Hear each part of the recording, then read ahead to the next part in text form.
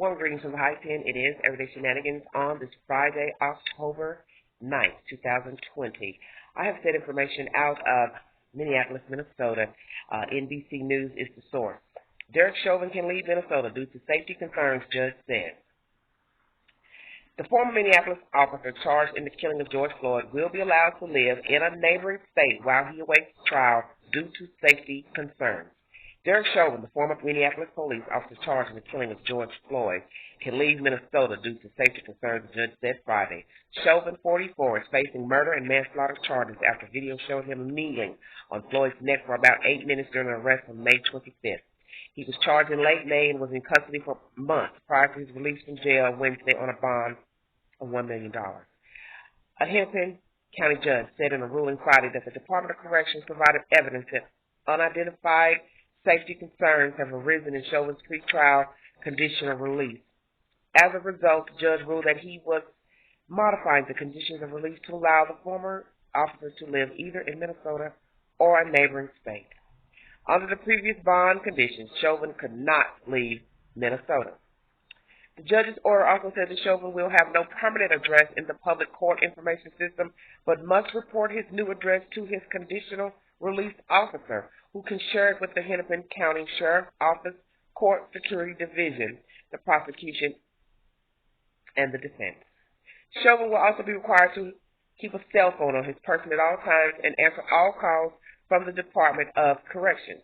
All other bond conditions will remain in place, ordered the judge, including not working in a security capacity, no contact with Floyd's family, and no firearms or firearms permits. Chauvin was arrested May 31st and charged with second-degree murder and manslaughter after kneeling on the neck of a handcuffed Floyd for an extended period of time and killing him. After video of the killing circulated on social media, protests ignited across the country and across the globe, calling for police reform and an end to racial injustice. After posting bond Wednesday, Chauvin was released from Oak Park Heights Prison to await trial outside state custody. This information is NBC News, if you need verification for the storyline. So Mr. Chauvin is allowed to live in a neighboring state, which means nothing to me. This is preposterous to me. So many people murder people every day, and they are not allowed to leave the state under any condition. So even though this fool is no longer a cop, has bonded out on $1 million bond, he still, in my opinion, is getting favoritism to leave the state and go live in a neighboring state due to safety concerns. Well, you know what, Derek Chauvin, you should have thought about that before you played this game you played on May 25th with this man's life, kneeling on his neck for damn near 8 minutes. You chose this.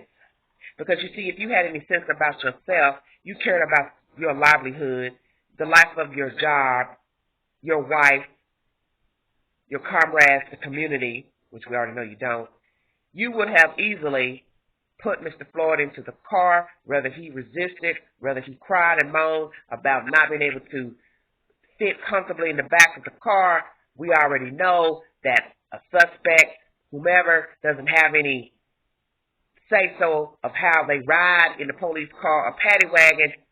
You should have easily shut the door and told Mr. Floyd, you're going downtown, whatsoever, to be processed in the conversation. You didn't have to say anything, really.